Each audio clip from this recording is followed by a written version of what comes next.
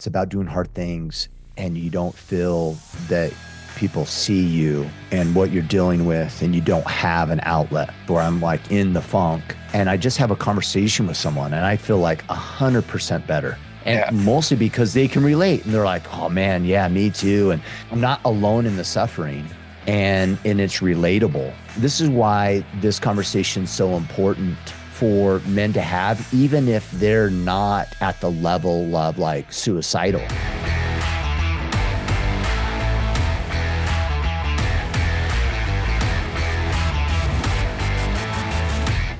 Shawn, we do it again, sir. How you doing? Yes, sir. Great. How are you? Good, man. Dodgers fan. You were in the Dodgers hat here on YouTube. How you feeling about that World Series? Like every Dodgers fan, like nervous and still hopeful.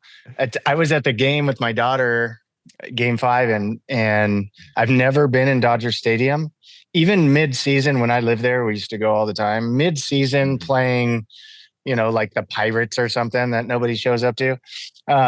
Sorry for you Pittsburgh fans. Sorry.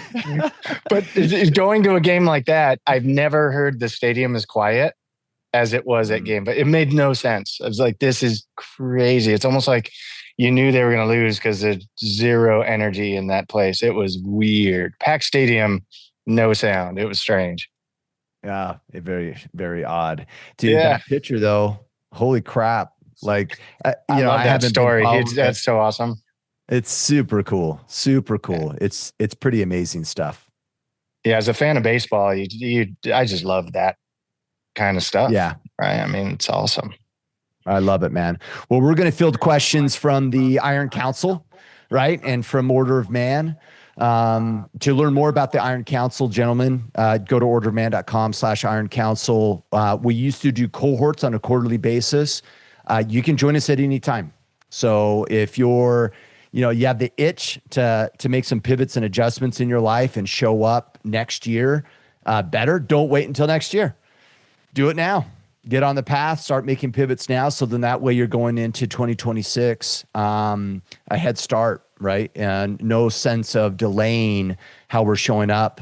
After all, right? There is no such thing as tomorrow. I love that phrase, right? It's just a word that describes something that doesn't exist. And so let's take action and be the men that we are meant to be today, right? Today is all we got. So, all right, let's just jump right into it, man. I feel like I'm already like soapboxing on stuff without any questions even coming in. So, Ken Newcomb, my calibration tactic is visualization this quarter, and I'm really struggling. I sit first thing in the morning with everyone asleep, and I try to visualize my day and the man I want to be. Then my mind starts wandering, thinking about my day, things I need to do, or just about anything other than my visualization. Are there any tips and suggestions that tips or suggestions to succeed at this? With that, it's something that for me, I'm just like him. I've never been able to sit down and just visualize without my mind wandering. I still can't do that to this day. And so what I've figured out is knowing exactly what I want and what that should look like, feel like. And in the moments of, I call it catching myself being non-productive.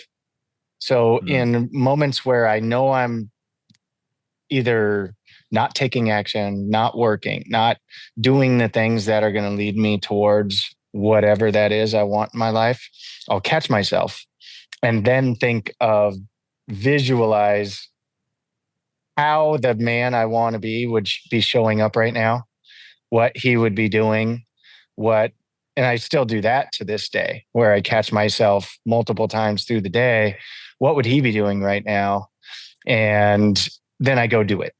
Like it was funny when we got on, I just straight out of the shower from jujitsu. And this morning, there's probably a couple mornings a week where I don't want to go to jujitsu with everything else going on in my life, the other things, physically drained, not enough sleep, don't feel great, don't want to go. And then visualize, okay, like I actually visualize my black belt. I'm like, well, you're never going to get to a black belt not going. And I also know every single time I go, when I'm done, I'm like, man, that would have sucked if I didn't go today. You know, like, Totally. and so, but that visualization of me at a graduation getting a black belt from my professor is part of what gets me in there. I got to go.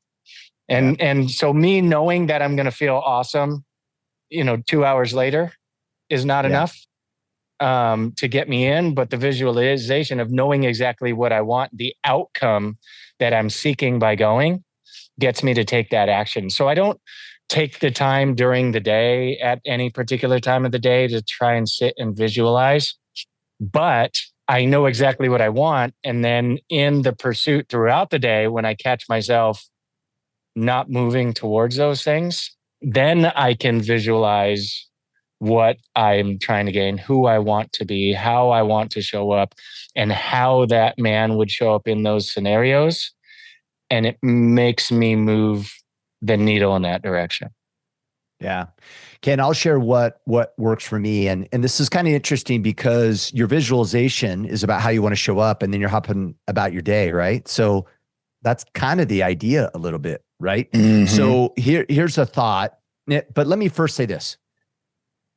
It takes time, reps, man, right? You're like, what I'm hearing is, hey, I'm trying to like do one thing mentally and I'm having a hard time doing that mentally. Yeah, that's got it. Keep practicing, right? Good point. And it's the beginning of the quarter, right? So he's got a long way to go. It's going to take time to clear your mind. And how powerful is that? Like, listen to what we're talking about. I'm trying to focus on something and I can't focus on it. That's really important for us to figure that shit out, right? It's no different than, and I'm assuming most guys can relate to this. How often, Shawn, do you go lay in bed and you're like, oh man, I need to fall asleep. I need to get some solid rest. And then your mind starts wandering, right? About all the stuff you have to do. And then you have to get up, you have to write it down, right? Like, dude, there's power, Ken, in you working on this. So let me first say that. That's good, right? You being able to control your mindset, what you focus on, it takes reps, it takes time, etc. Now, with that all said, this is what I do is I first just meditate. Meditation is clearing my mind, right? I try not to be focused on anything. And this is why guided meditation focuses on breathing, because now your focus is on breath and a count, on purpose. So you might intentionally get some guided meditations to help you focus, right? That's the benefit of the person talking to you, because you focus on what they're saying, not just on everything else, right? And so look at that. But me personally, when I used to do this on a regular basis, I would meditate first, just clear my mind, focus on breathing. My visualization was this. I have an ethos that's in my journal. It's a quarter of a page, a couple paragraphs. It is the man that I decide to be. I read that. Then I intentionally grab my phone and I look at my calendar. And then I visualize my day. Got it. Podcast recording, 9:30 with Shawn. Okay, got it. Based upon that man, how do I show up here? Got it. Okay, I got jujitsu today. I'm not feeling it. But the man that I'm choosing to be, guess what he does? He walks in the gym and he doesn't wait and delay time.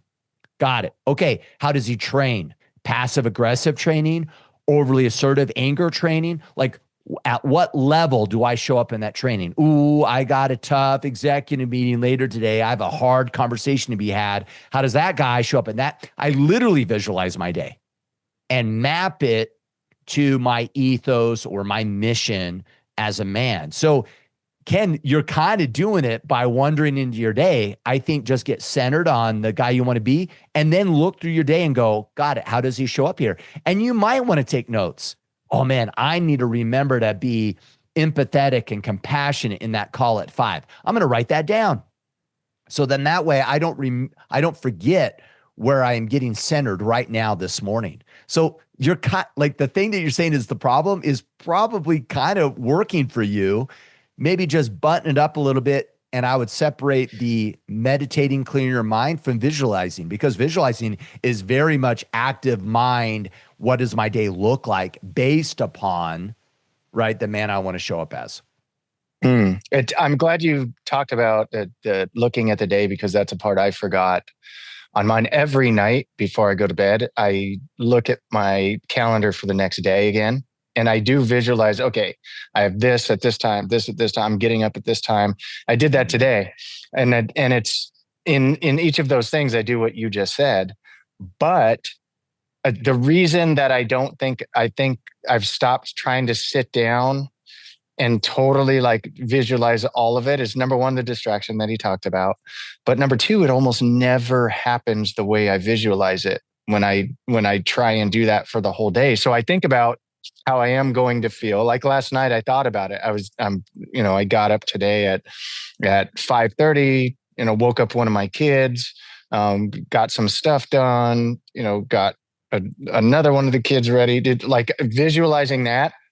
And then visualizing me going to jiu-jitsu, knowing I was going to be tired because I just got back from a trip, that I wasn't going. I literally visualized that part. And then I was going to like tell myself to stop being a little bitch and go.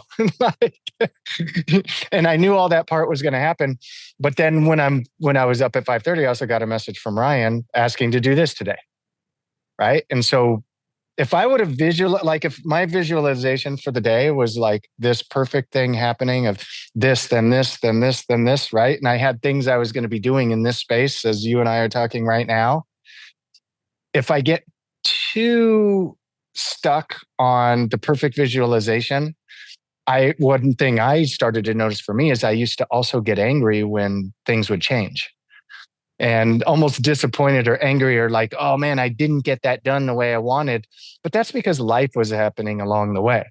So when Ryan asked, I went back to the calendar. Like I already knew it because of the night before. I do have this gap. I'm going to be doing these other things, but are these like high priority things or whatever? No, I can fit it in, respace it, revisualize what the rest of the day, it's going to pack in a little part of the rest of the day, but that's fine. And visualize how that's going to work.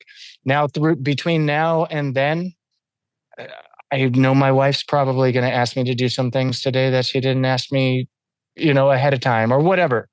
I got two of my boys out of school today. So who knows what they're going to come at me with today.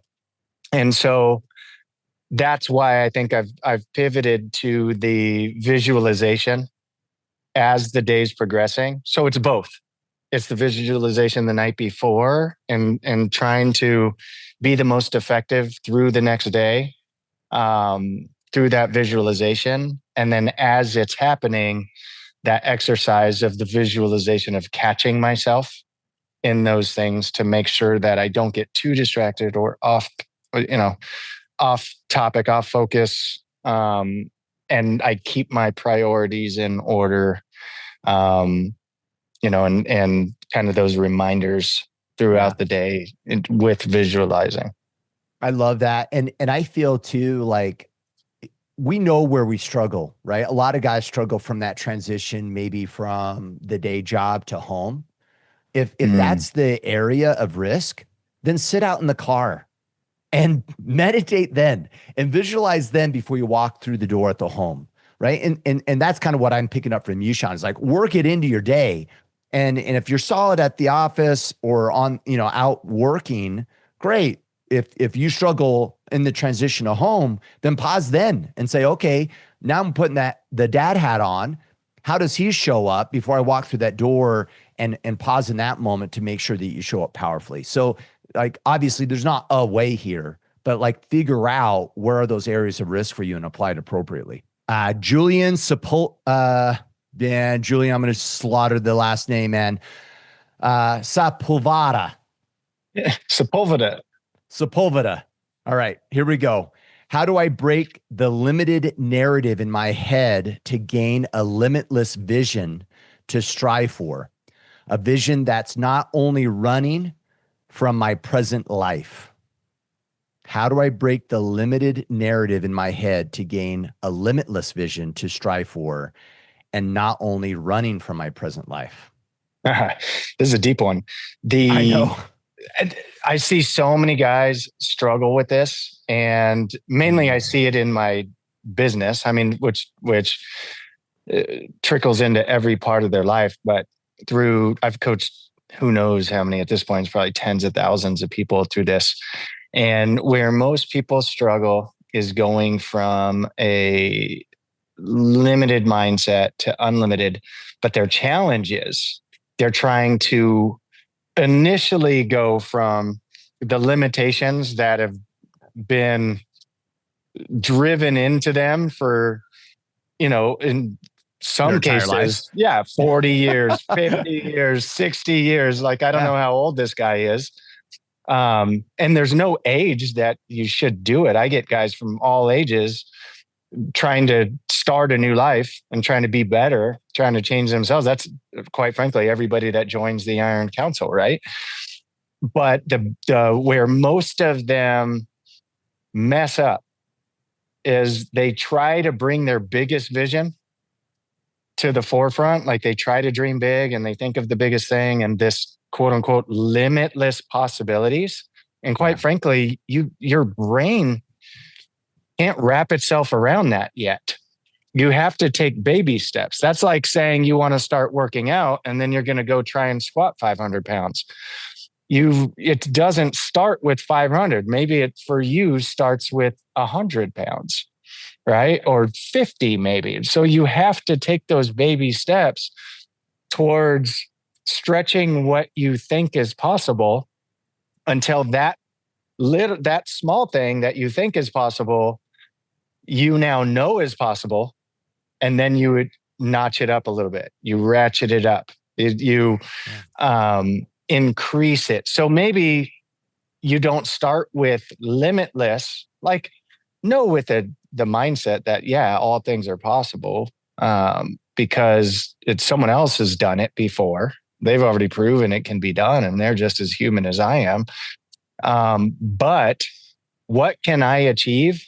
And that's why I like the battle plan and the battle planner being broken into quarters, and then having the tactics like we were just talking about with the last question of putting that tactic in there, because you can break it down to small things and give yourself those small wins of, okay, this quarter, what can I do in this quarter? Forget about who I want to be, 30 years from now, 20 years from now, shoot, even, 5 years, 1 year, 2 years from now. Okay, this quarter, what can I control? How much better can I get? And let me prove to myself that I can be that guy. And then once I've proven myself that, I'd be like, wow, I broke through this little barrier that was hard for me. Not unlimited, not completely undoable, because the unlimited part for almost every human before they get good at it seems impossible. You might as well call it impossible. But you find something smaller, make it a win, make it difficult enough to that it's going to be hard. You're going to have to show up differently, but then do it and prove to yourself that it can be done.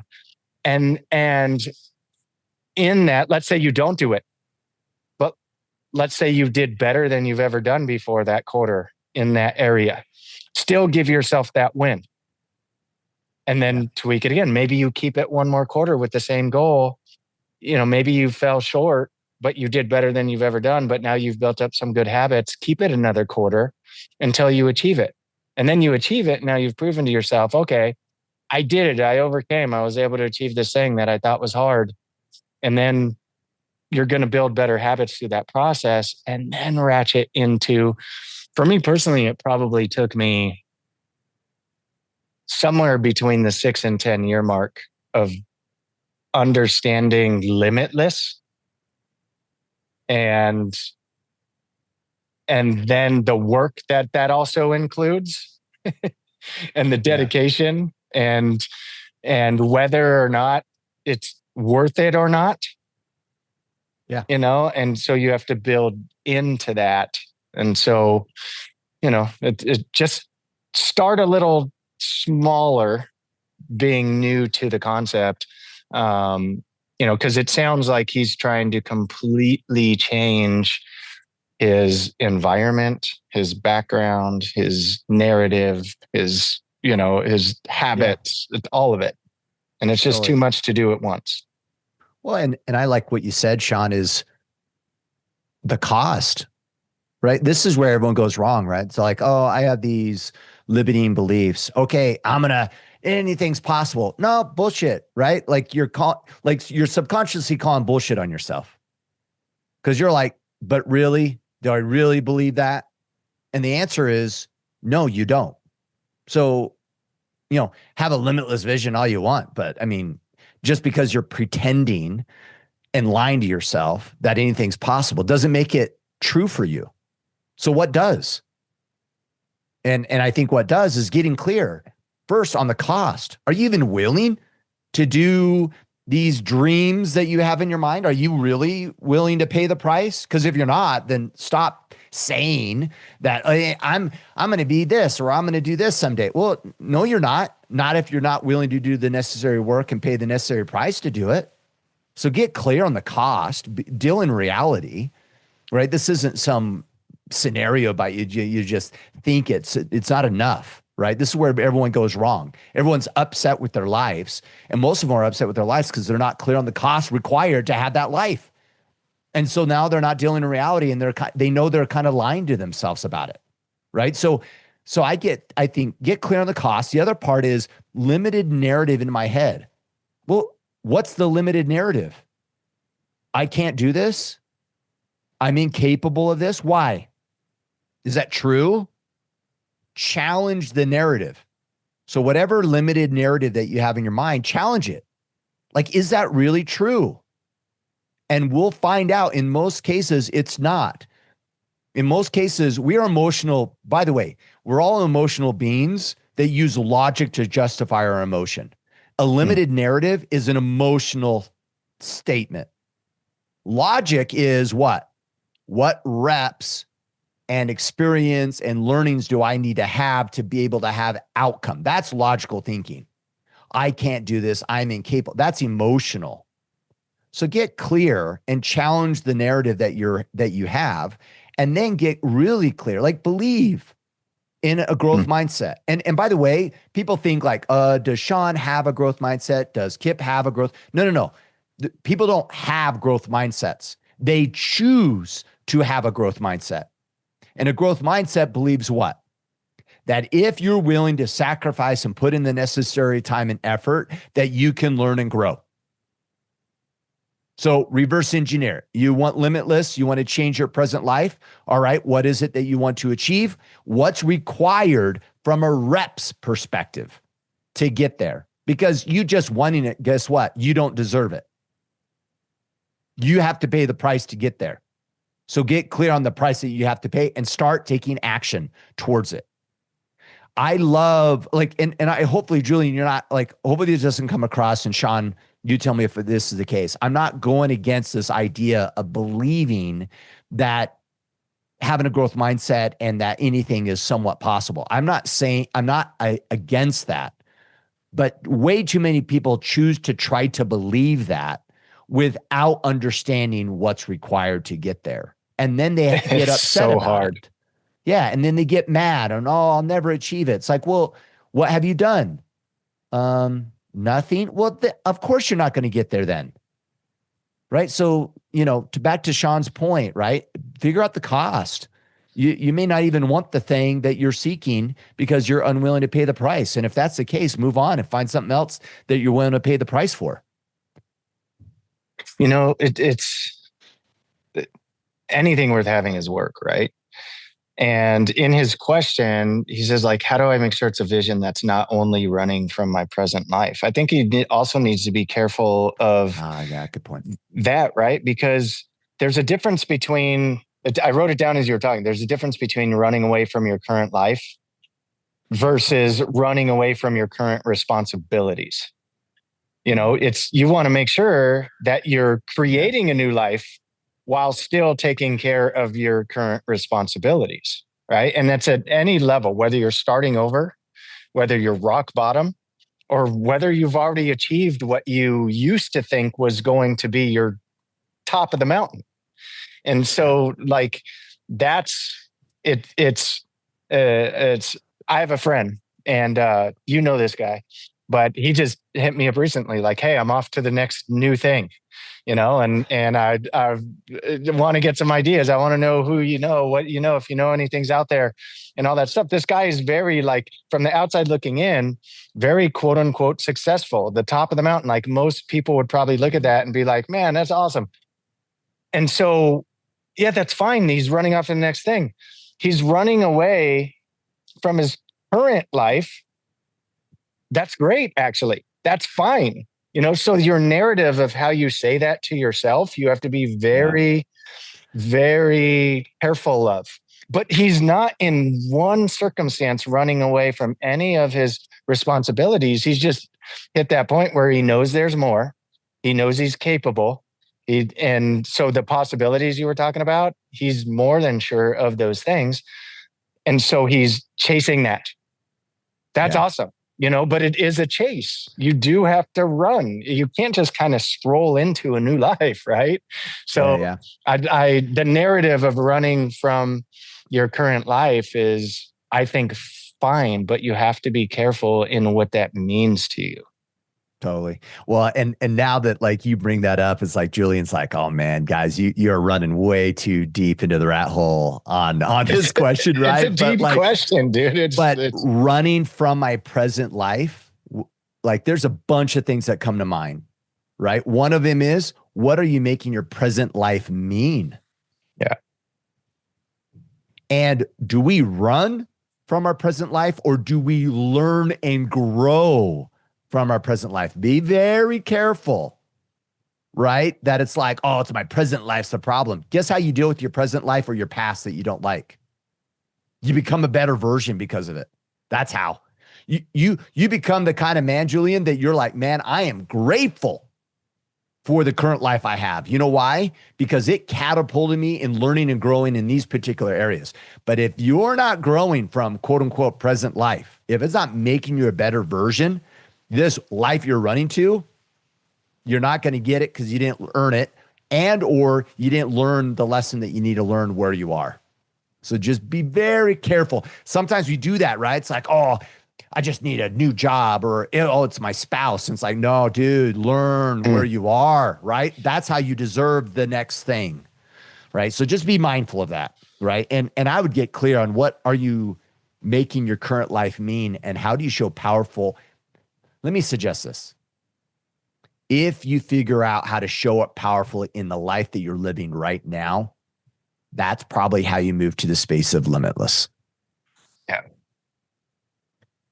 All right, we beat that up, but there's a lot there, right? Like I'm like, oh man, we could talk for an hour. Deep. That's what I said at the beginning of the question. That's a deep one, man. Yeah. All right, you guys these are pretty solid. All right, Dwayne, love. If B is pronounced V, we'll see, Dwayne, but it's Dwayne nonetheless. I know that part. All right. In what ways have you seen different learning outcomes happen? Different ways learning outcomes happen through being the master, willing to be questioned in a subject area, or being the apprentice, willing to seek knowledge. Both kind of expose in unique ways. What do you think each delivers to the man? This is coming from the trades background. I noticed how much I have learned from apprentices about what I don't actually know, as well as I should or can't articulate as clearly as needed. It's I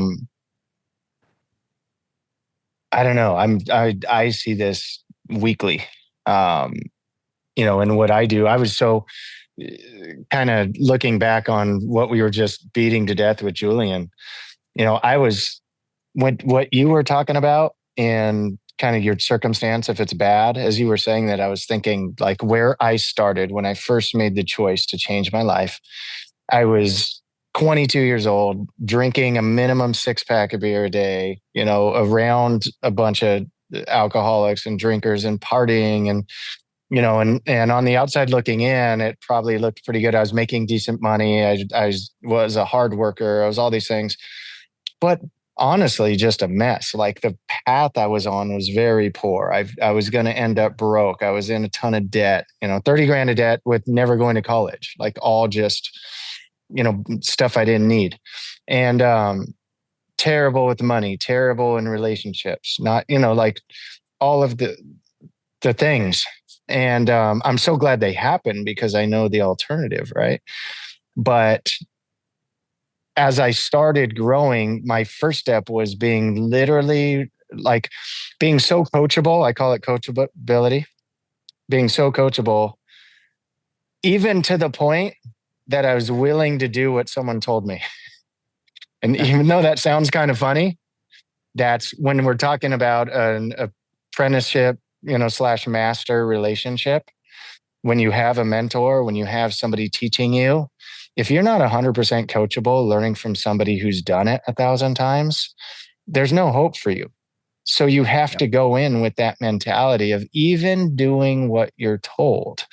And then as you become the master in those things, then what you're going to see is you're going to notice more detail. You're going to notice little idiosyncrasies. You're going to notice things in circumstances. And you're going to start also noticing that these new people, these apprentices now have little things to teach you that you learn through coaching them that are little idiosyncrasies and things that you maybe didn't notice before. They're going to come with maybe it's even quote unquote common sense tool or way of doing things that you weren't taught, that maybe they learned from someone else on another job. If you're talking the trades and you're like, dang, that is good. And so it's that openness to, like, you still have to like listen to people where they stand in your coaching. But I don't think you get there in a master's position without first being 100% coachable when you were the apprentice, right? So it's a process where you can't, if you don't start with that coachability carries over into your mentorship as a master, where you're going to still catch ideas and tools and value from even your youngest, newest guy, if you started with that coachability. So absolutely, like there's constantly lessons on both ends. Even after you become a master, you're going to learn things from the new guys along the way, as long as you still have that spirit of, I think where we have to catch ourselves. I talked about catching myself being, in a bad mindset. I think the important part as the master is if you start feeling like I already know this, or I know it all, or been there, done that, that's when you, as the quote unquote master, need to be the most worried about yourself and your future. Amen. Right? And catch yourself in that. Yeah. I don't think there's distinctions here. I think you're a lifetime learner, period. And if you're always curious, then you're always learning. Doesn't matter whether you're the boss, you're the master, screw that, dude. Right? Like, be curious, always eager to learn. And here's what's interesting about it. Let's assume that I'm a master apprentice, right? And I'm doing my jam, and some, young buck comes up to me and is like, "Oh, I would do it this way." And if I'm like, "Dude, he's wrong." Now, he might be right. He might be totally wrong. And I just blow it off, and this is know what he's talking about. We go on our merry way. But if I'm curious and I go, oh, what? Here, show me. And I jump into it a little bit. And I go, oh, interesting. Why do you do that way? And blah, blah, blah, blah. And we go back and forth. I'm like, oh, this is what I used to do. Who ends up learning? The apprentice. He ends up learning because you get down and you seek to understand his nuance. You guys have a discussion focused on not tit for tat, who's right, who's wrong, but you get into the mix of learning together. All of a sudden the princess goes, oh my gosh, did you do it that? Oh, that's even better than what I was thinking. And all of a sudden his mind is opened up to possibility. That rarely will show up in the space of, no, you're wrong. This is how it gets done. Mm. And you just taught someone you're not approachable, don't challenge status quo, and don't innovate. He's innovating in his lane. Let him innovate.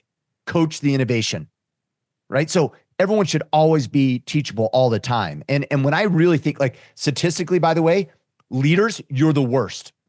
You're absolutely the worst. Most of you are never coachable. And the reason why, it's really a handful of faulty assumptions that you make as a leader. Number one, you think you've made it. I made it, right, Shawn? Dude, I'm the executive, dude. Apparently I know what I'm doing. I've made it. So my ego is inflated. And so I stop learning. We see feedback as weakness, right?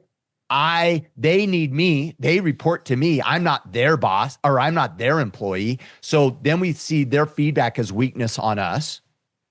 We have the authority bubble.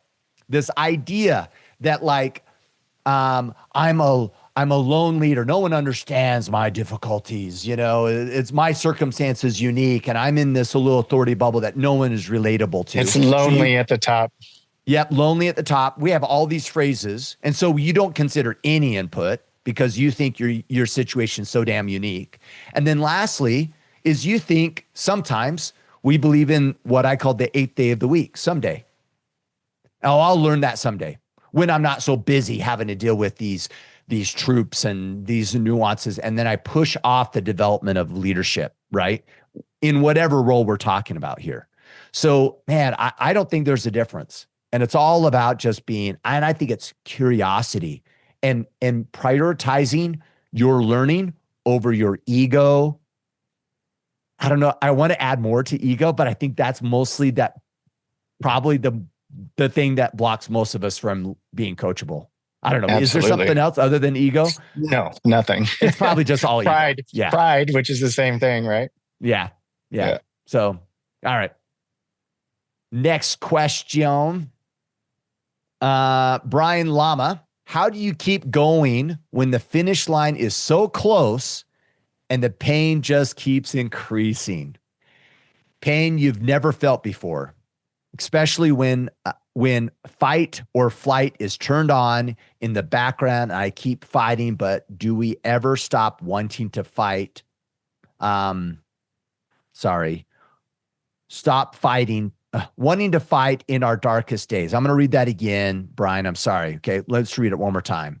How do you keep going when the finish line is so close and the pain just keeps increasing? Pain you've never felt before, especially when fight or flight is turned on in the background. And I am keep fighting, but do we ever stop wanting to fight in our darkest days? See, with that one, there's a rare person that is so stubborn, they just keep going by themselves.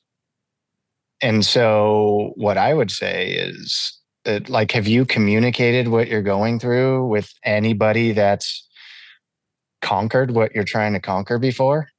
And if not, I think you need to find that person, at least one. And if you can find a group of guys that have been through what you're trying to overcome, that's going to be extremely valuable to you.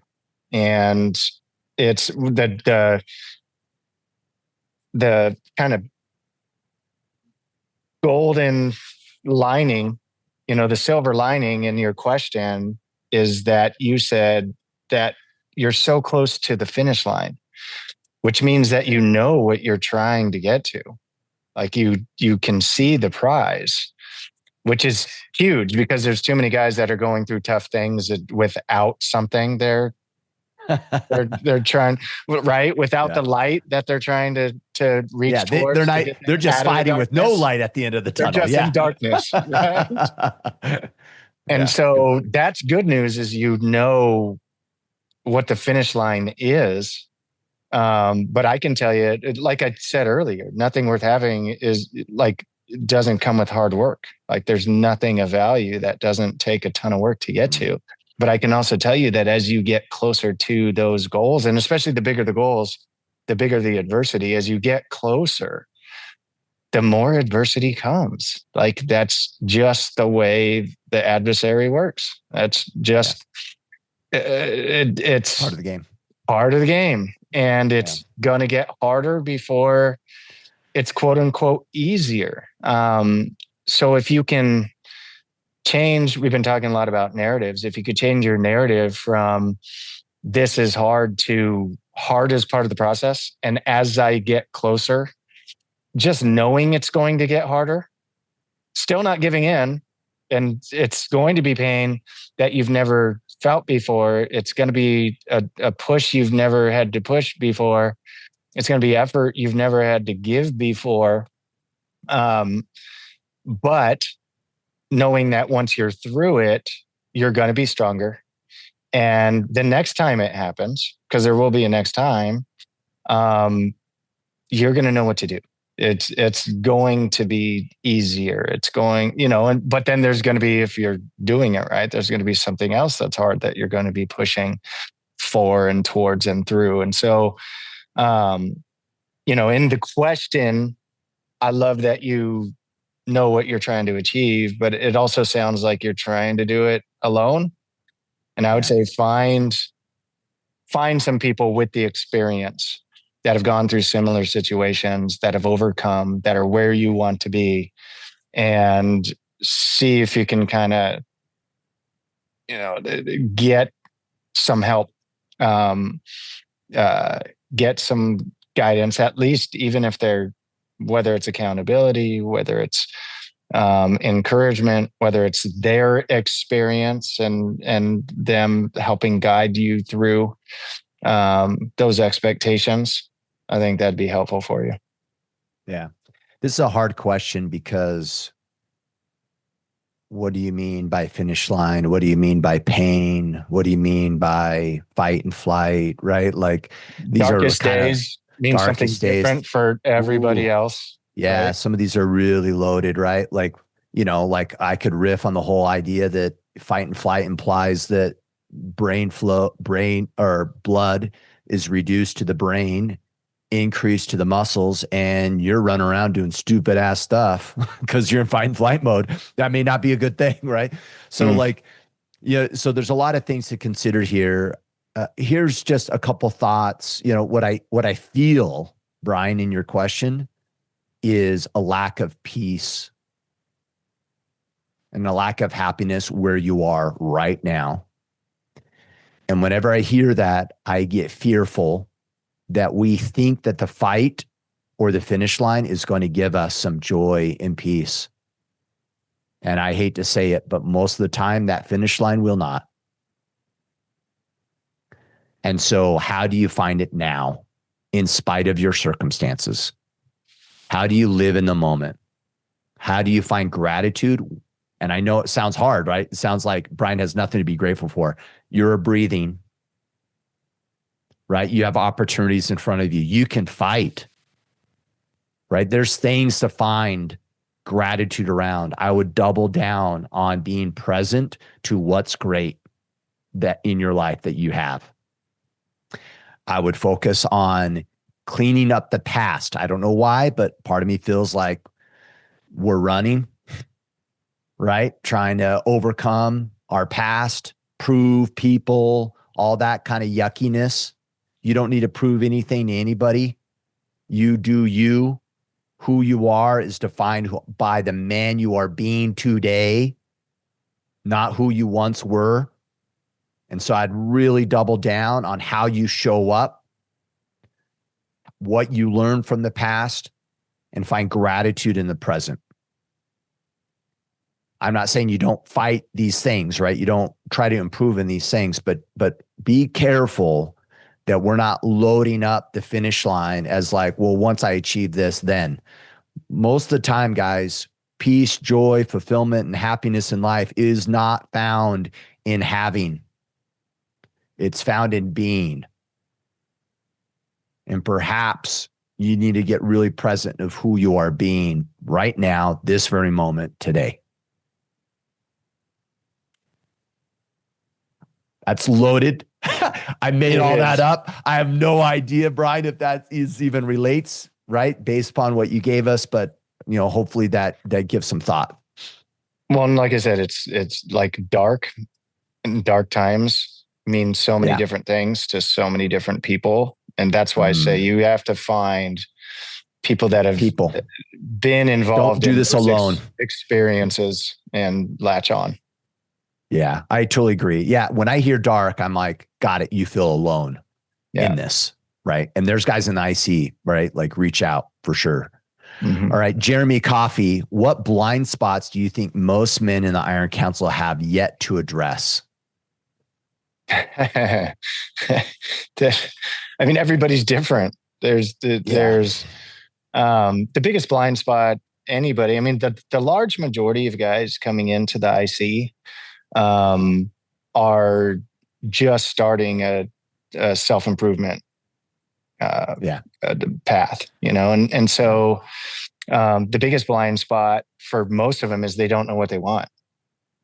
I mean, that's everybody. So the biggest blind spot is figuring out what they actually want, who they want to be, and then once you start in that path, then finding out what the actual answer to that question is, because I think everybody's got this idea when they start of who they want to be, but then once they start on the path, it changes, and so the blind spot is first knowing, and then once you've figured that out, keep it moving, keep it evolving, being willing to pivot and to shift and to change. That's the biggest blind spot, I say, not knowing what you want and then not willing to put the effort in. That's probably the second thing I see in all the teams is, the large majority of the people show up quarter after quarter after quarter with the same issues, with the same challenges. Mainly because when you look at their accountability and their numbers for the quadrants and, the percentages that they put up for putting in the work for those things, the percentages stay low. And those are, the people with the most consistent challenges, just not willing to change. Right. So know what you want and then be willing to change to get it. Yeah. I was going to find this amazing quote, but I can't find it. Darn it. I'll just say it briefly. I actually think the biggest hurdle for anybody is self-awareness. Like, I think it's the foundation of it all, right? If we can't, if I can't, daily habits and, I'm struggling. If we're not even self-aware on why we're doing what we're doing and what triggers me, and if you're not even willing to look inside, there's nothing to work with. Like, Shawn, if you were my coach and I was highly not self-aware, I'm assuming after one session, you'd be like, dude, Kipp, right? I'm counseling my coaching with you. Why? Because it's all going to fall on deaf ears. You're not even internalizing enough to consider the idea of your role in it. Yeah. But that's the worst. But my circumstance you can hear as a coach. Yeah. The reality of it is anybody let's use this word, anybody that's had a paradigm shift or a transformational move in their life, I think in all cases, it was rooted in becoming hyper aware of their creation. And what I mean their creation is that my upset at work is mine. That my mediocre marriage, I created that. My broken relationship with parents, I created that. Until you're in that space, there's nothing for you to even take responsibility for. And if you can't take responsibility for anything, there's nothing for you to learn and grow from. Yeah. Now, whether that's the biggest issue in the IC or not, that's probably different. I don't know. Maybe it's transcendent, right? That's the struggle, I think, though. Yeah. I mean, it's coming from two guys that are mainly in coaching positions. I think that's it. It's not much deeper than that. Yeah. Okay. We're going to hop over to Facebook. How much time do you have? You have Good. one All or two good. more questions? Yeah. Okay. Oh man, maybe we should skip Facebook. I'm like looking at the length of this question. Let me jump down a little bit. Robert Galt, how do you handle co-parenting your boys after your marriage broke down? Did you move to, okay, see, like this is like a Ryan question. Best ways to handle alcoholism. Sorry, guys. I should have read these ahead of time. Okay, let's go with this one. Nan Alive. Many men are dealing with ex or coworkers or clients and customers that are doing the typical character defamation and reputation destruction that women do. How should a man handle a gossiping, slanderous woman? Yes. By the way, men do it just as much as women. They're just more passive aggressive about it. We just hide it. We're not as open with it. That's the only difference. Yeah. Totally passive aggressive. I mean, honestly, this is good though. This will be fun to riff on. Yeah, it will. You know, one of my favorite things that Joe Rogan says is don't read the comments. And so I would say don't read the comments, because gossip and slander is exactly that if it's not true. So the way you show up, just in the question, just in the way the question is asked, I know, and don't take offense to this, man, you haven't developed the character to be able to ignore it yet. You haven't developed the character to be able to let it roll off your back. You're allowing it to bother you. And it's probably affecting the way that you're showing up. And so whether that's true or not, only you know. But like all you can really do is what you can control. You can't control what people say or do in the workplace or whatever else. You could just show up as your best. Now, if you're in that toxic of an environment, you know, then maybe it's time to find a new environment to work in and do your best, you know. But if you've been working at your top level of performance in your job, and you've been empathic, and you've been you know, a good person, and you do the work well, and you treat people right, and you are constantly working on yourself, and you've improved, and you're, you know, gaining more knowledge for the position, whether it's education or experience or going out on your own to get better in it.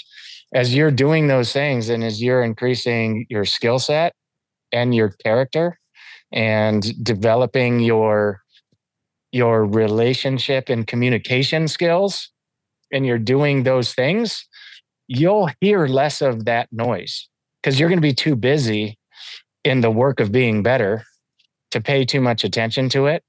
And you're going to realize, like, I can't be in this toxic environment, but you're going to be valuable enough to be able to go somewhere else and be fine. Or if you stay trapped in it and it making you feel shitty, for lack of a better way to explain it, and that affects your work, and it affects your relationship with those people, and the way that you treat them, and the way that they treat you, then that's perpetual. And it's the situation's not going to improve. So a man should handle it by being better. You know, it's like Kipp just talked about with people's marriage, right? If you have a bad marriage, you probably have to show it better. Now, it doesn't take the responsibility completely off your wife either, but you still have to show it better, right? Yeah. And so it's the same at work. It doesn't matter if it's a gossiping woman or a man or a boss or an understudy. It doesn't matter.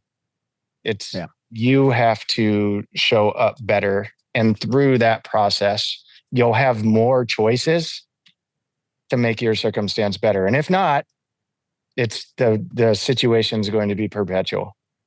Yeah.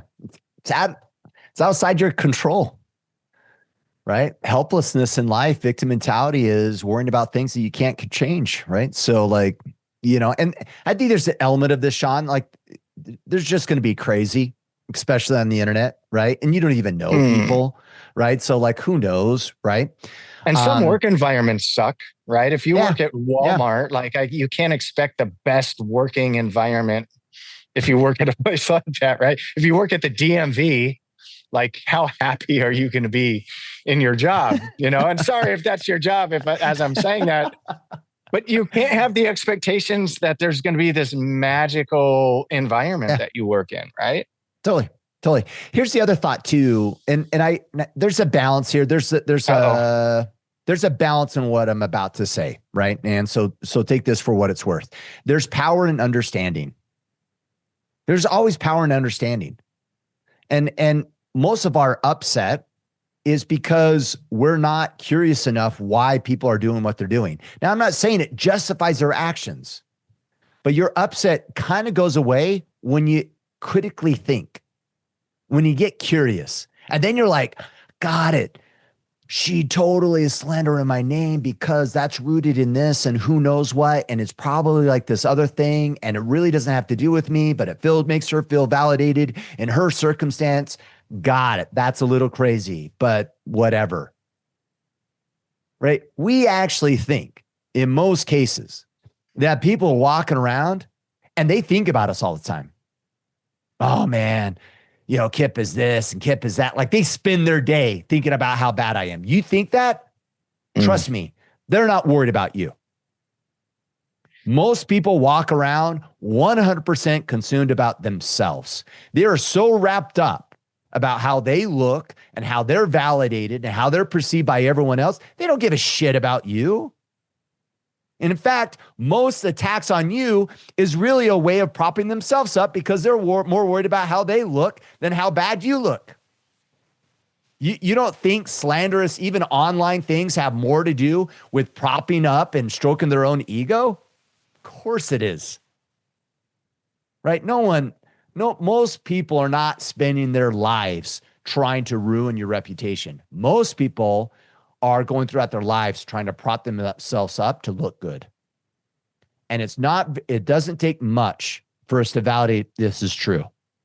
Anyone listening that goes, well, I don't know if I agree with you, Kipp. All right, you tell me, why did you wear the clothes that you put on this morning? Why do you drive the car that you drive? Why do you talk the way you talk? You don't think those are all rooted in looking good and the avoidance of looking bad?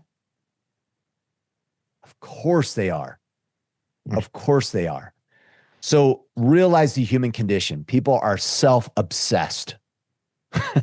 And most slanderous things that people do are on the backside of them worrying about themselves. So don't give them so much credit, or maybe don't give yourself credit that people are so wrapped up in ruining our lives. They don't. They just want to prop themselves up, right? And I'm not saying it justifies the actions. I'm not saying that. I'm just it's good to understand it. It allows us, when you critically think, we don't take things as personal as we otherwise would. All right, one more question. You good, Shawn? Yes, sir. Sounds good. All right. Here we go. Dustin Meyer. When faced with difficult circumstances in life, there are ways out of the funk. But when feeling so depressed, hopeless, and downright drained of life, how do you learn to cope and become better when feelings are so strong to just give up? I learned how to manage and come out on top, but I post this knowing this answer is never talked about enough. Lost too many good friends and battle buddies because they gave up too quickly. Well, I mean, with this, it's I mean, the question is being asked from the standpoint of how do I get out of the funk? And I think I answered it with the earlier question. You have to reach out. You just have to ask somebody. And then if you're not going to reach out directly and ask about the circumstance and the feelings of depression that you're having, then another thing you need to do immediately is get active in something. You know, and no matter what it is, you go out, you know, like we talk a lot about jujitsu, right? Like show up to a gym, show up to if you like basketball, you show up to a park where they play basketball and you just start playing basketball. Get active, like be actively engaged physically in something. And if you can do it daily, that's going to be a giant help for you.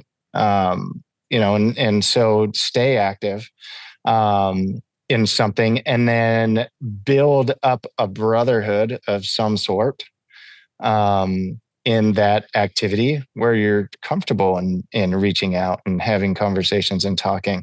You know, obviously people talk about therapy a lot. It's like you see a lot of this. This guy, I'm not assuming that this guy is military or maybe ex-military, but that's what it sounds like. Yeah. You know, and it's like I have so many friends, you know, that are in that circumstance. I have tons of friends that were in the teams in different ways. And, you know, like I have a good handful of them now that have done Ibogaine treatments, you know, so that's a big one. For guys that's just got legalized in Texas. You used to have to go to Mexico and do it, and other places. But there's, you know, those kinds of things that they're coming out with now. Maybe looking into some of that. You know, but either way, the combination of being active and reaching out and having those conversations, you know, and then us as friends, he's talking about, I've had too many friends. I think it's also up to us when we know guys that have been through traumatic things or whatever, you know, that could be, or that just personality wise can get pulled towards more depressing thoughts, that it's important that we reach out every now and then, you know, and just ask them how they're doing. Right. And so it's a hard one, because the worst part of depression is you feel alone. And when you feel alone, you tend to stay alone. And so you need to do things that break you out of being alone, you know, and so whether it's physical activity and getting out with people, and then, like I said, being engaged in conversations about the things you're struggling with, you have to do one of the two or both, ideally, is really your best starting point. Yeah. Love it, man. I don't have much to add. You hit the nail on the head for me about loneliness. It's not about doing hard things. It's about doing hard things and you don't feel that people see you and what you're dealing with, and you don't have an outlet. That's the hard part. And what's fascinating, like, you know, I don't know about you, Shawn, but there's been multiple times where I'm like in the funk and I just have a conversation with someone and I feel like 100% better, 100% better. And mostly because they can relate and they're like, oh man, yeah, me too. And I'm like, okay. And it kind of like, I'm not alone in the suffering, and it's relatable. And this is why this conversation is so important, for men to have, even if they're not at the level of like suicidal, because it creates it possible for other guys that it's okay for me to have that conversation with Kipp, because Kipp had that conversation with me. Right. It models the behavior. Right. And this is why what we do in the Iron Council, this is why it's important that men surround themselves with like-minded guys. You don't want losers in your circle. No. Right? Those guys are not going to give you the even proper advice that you need to have. In fact, if anything, they're going to throw a bottle in your hand and say, just sedate yourself. That's not what a good friend does. But you need guys that are open, that are enlisting you in their struggles. And when we do that as men, we help others. We open up that opportunity and that possibility for them to do the same. So whether you're depressed or really struggling, open up. Open up with guys in your circle. You're serving them by doing that. And it's good for you too. But that's how trust gets formed. This is why there's such strong power in being authentic. It's not just like, oh, I have someone to talk to. No, when I'm opened up with Shawn and I'm expressive about a struggle that I have, our relationship increases. Our relationship gets more trust. Why? Because I put something out there and Shawn didn't run on me. He didn't went, oh, you know what? Screw, I hate Kipp now. And if he doesn't do that, then my relationship with you just increased. And it increased. Why? Because now you know you can have that conversation with me. Right? That's the power of relationships and us being able to be raw with one another, right? And authentic with one another. And so if you're one of those guys, it's like, and you have a good group of friends and you want them to be more open, guess what? The call to action is you need to be more open then. Lead. Show them how it's done. Right? And show them that it's fine and nothing's wrong with us sharing our struggles with one another. Yeah. And like, as you're saying that, I'm also thinking how I mentioned it's up to us to reach out or whatever. I mean, even in this conversation, I had the thought of, as I mentioned, the Ibogaine stuff. The reason I mentioned is I have 3 different friends that have done it. And that's like, they swear by it. It's been life-changing for them. I mean, like deep depression, had a gun in their mouth, have tried to commit suicide. You know, one of them has committed suicide, I think 3 times, you know, and unsuccessfully, thank goodness. And with pills and things like that, got the treatments and he hasn't had those thoughts anymore. Right. And he's a stud and all these things. But as I'm saying it, like, I still don't know enough. Like I'm thinking, okay, does the VA help? Are they, because it's legal now, are they helping, you know, take care of some of the cost with this? Because obviously there's cost, right? And that's an excuse people come up with to not do these things or whatever. So like me, as a person who wants to help guys with this and willing to have these conversations, I also think it's important that as we hear about these things, if we're in, I guess you could say, a leadership role, or at least, you know, a position to maybe help, you know, direct guys that we know are having issues with these things, is also be as informed as we can, you know, to make sure that we're giving the best advice. Like, as I say that, I found in myself a gap. Like, I should probably know if the VA, now that it's legal, is helping take care of some of these costs, because that's valuable information, right? To be able to give.